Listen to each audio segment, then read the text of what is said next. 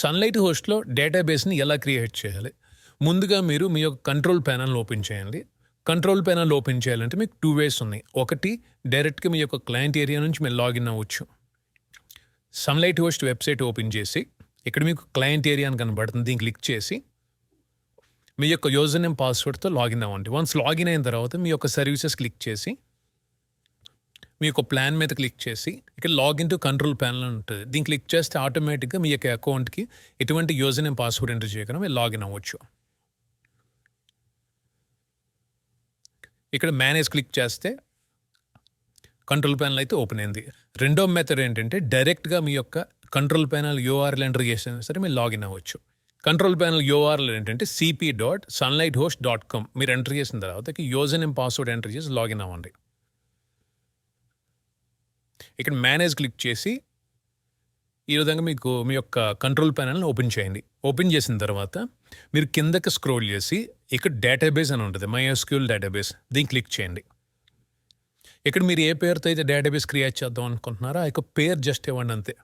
నేను శాంపుల్ అనే పేరు మీద డేటాబేస్ క్రియేట్ చేయాలనుకుంటున్నా, క్రియేట్ డేటాబేస్. కిందకి స్క్రోల్ చేయండి, డేటాబేస్ అయితే క్రియేట్ అయింది. ఇది మీ యొక్క డేటాబేస్ హోస్ట్ నేమ్ లేదా సర్వర్ నేమ్. ఇక్కడ మీకు పైన కనబడుతుంది చూడండి, మీ యొక్క డేటాబేస్ సర్వర్ నేమ్.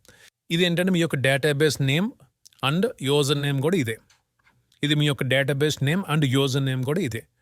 అండ్ ఇది మీ యొక్క డేటాబేస్ పాస్వర్డ్. కావాలంటే దీన్ని ఎక్కడ నోట్ చేసుకోండి. లేదంటే కనుక ఒకవేళ మీరు పాస్వర్డ్ మార్చుకోవాలనుకుంటే కనుక దీన్ని క్లిక్ చేస్తే మీరు మార్చుకోవచ్చు. ఏ పాస్వర్డ్ అయినా సరే మీరు జనరేట్ చేసుకోవచ్చు. చేసుకున్న తర్వాత సేవ్ క్లిక్ చేస్తే సేవ్ అవుతుంది. లేదా మీకు నచ్చిన పాస్వర్డ్ మీరు ఇక్కడ ఎంటర్ చేసి సేవ్ చేసుకోవచ్చు. ఫర్ ఎగ్జాంపుల్ నేను ఈ పాస్వర్డ్ ఎంటర్ చేస్తున్నాను. ఈ పాస్వర్డ్ అయితే నేను ఇవ్వాలనుకుంటున్నా. మీరు ఏ పాస్వర్డ్ అయితే ఆ పాస్వర్డ్ టైప్ చేసి సేవ్ క్లిక్ చేయగానే ఆటోమేటిక్గా మీరు పెట్టుకున్న పాస్వర్డ్ అనేది సేవ్ అవుతుంది. సో అంతే, మీరు ఏం చేయక్కర్లేదు. జస్ట్ మీరు ఏదైతే పేరుతో క్రియేట్ చేద్దాం అనుకున్నారో ఒక పేరు వేస్తే ఆటోమేటిక్గా క్రియేట్ అవుతుంది. ఈ పెయిన్ డేటాబేస్లో ఏంటంటే ఎప్పుడైతే మీరు వర్డ్ప్రెస్ ఇన్స్టాల్ చేస్తారో ఆటోమేటిక్గా డేటాబేస్ అనేది క్రియేట్ అవుతుంది కదా, అవి ఇవి. ఓకే, ఇప్పుడు మీ యొక్క డేటాబేస్కి మీరు లాగిన్ అవ్వాలంటే కనుక ఇక్కడ పక్కన ఆప్షన్స్ కనబడుతున్నాయి కదా, దీన్ని క్లిక్ చేసి సైన్ ఇన్ కనబడుతుంది కదా, సైన్ ఇన్ క్లిక్ చేస్తే ఆటోమేటిక్గా PHP MyAdmin ఓపెన్ అయ్యి మీ యొక్క డేటాబేస్ డైరెక్ట్గా వెళ్తుంది. సో మీరు ఎటువంటి password user name password enter చేయకుండా డైరెక్ట్గా మీ యొక్క డేటాబేస్కి అయితే వచ్చేసింది. ఇక్కడ నుంచి మీరు చెక్ చేసుకోవచ్చు. ఇప్పుడు నేను ఇంకోటి లాగిన్ అవుతున్నా, ఇది ఎంటీ డేటాబేస్ కాబట్టి ఏం లేదు. ఫర్ ఎగ్జాంపుల్ ఇది వర్డ్ప్రెస్ ఇన్స్టాల్ చేసింది ఉంది కదా, దీన్ని నేను సైన్ ఇన్ అవుతున్నా. ఇక్కడికి వచ్చి చూడండి మీ యొక్క టేబుల్స్ ఇవన్నీ వస్తాయి. ఇక్కడ నుంచి మీరు కావాలంటే ఎక్స్పోర్ట్ పెట్టుకోవచ్చు, ఏదైనా టేబుల్స్ కావాలి ఇంపోర్ట్ చేసుకోవచ్చు. ఇక్కడ నుంచి మీరు మీ యొక్క డేటాబేస్ని మీరు కంట్రోల్ చేసుకోవచ్చు. ఓకే, ఎక్కడి నుంచైనా మీరు యాక్సెస్ అవ్వచ్చు. అండ్ మీరు క్రియేట్ చేసిన డేటాబేస్ని మీరు డిలీట్ చేయాలంటే కనుక ఇక్కడ నుంచి రిమూవ్ క్లిక్ చేస్తే ఆటోమేటిక్గా డిలీట్ అవుతుంది. ఓకే, ఇంకొక మెథడ్ ఏంటి, డైరెక్ట్గా మీరు PHP MyAdmin ద్వారా కూడా మీరు లాగిన్ అవ్వచ్చు. ఇక్కడ మీకు PHP MyAdmin అని ఉంటుంది, దీన్ని క్లిక్ చేయండి. ఇక్కడ మీకు డేటాబేస్ లిస్ట్ అయితే మీకు చూపిస్తుంది. మీరు ఏ డేటాబేస్లో మీరు లాగిన్ అవుదాం అనుకుంటున్నారో దానికి సైన్ ఇన్ క్లిక్ చేసి ఈ విధంగా మీరు ఈ యొక్క డేటాబేస్కి మీరు యాక్సెస్ అవ్వచ్చు. ఈ విధంగా మీరు క్రియేట్ చేసిన డేటాబేస్కి లాగిన్ అవ్వాలంటే అవ్వచ్చు. సో మీకు అర్థమైంది నేను అనుకుంటున్నా. ఒకవేళ డేటాబేస్ మీరు క్రియేట్ చేయాల్సి వస్తే MySQL డేటాబేస్లో మీరు క్రియేట్ చేసుకుంటారు. అండ్ మీరు క్రియేట్ చేసుకున్న డేటాబేస్ పాస్వర్డ్ మార్చాలని ఇక్కడ నుండి మార్చుకోవచ్చు.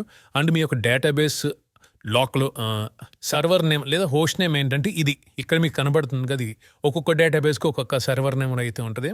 అంటే డేటాబేస్ నేమ్ ఇదే, యూజర్ నేమ్ కూడా ఇదే. పాస్వర్డ్ మీరు ఏదైతే పెట్టుకుంటారో అది. మీరు వెబ్సైట్ మైగ్రేట్ చేసేటప్పుడు ఇలా కొన్ని సిచ్యువేషన్స్లో డేటాబేస్ డీటెయిల్స్ అయితే ఎంటర్ చేయాల్సి వస్తుంది. అక్కడ మీరు హోస్ట్ నేమ్ లేదా సర్వర్ నేమ్ ఎంటర్ చేసేటప్పుడు జాగ్రత్తగా మీరు గమనించండి. నార్మల్గా అన్ని హోస్టింగ్స్లో మీరు యూజ్ చేసినట్టు లోకల్ హోస్ట్ అయితే కాదు. ఈ యొక్క సన్లైట్ హోస్ట్లో మీకు డేటాబేస్ సర్వర్ అనేది సపరేట్గా ఉంటుంది. సో హోస్ట్ నేమ్ లేదా సర్వర్ నేమ్ ఇచ్చేటప్పుడు ఇక్కడ చెక్ చేసుకుని కరెక్ట్గా ఇవ్వండి. మీరు లోకల్ హోస్ట్ ఎంటర్ చేస్తే మీకు వర్కౌట్ అవ్వదు.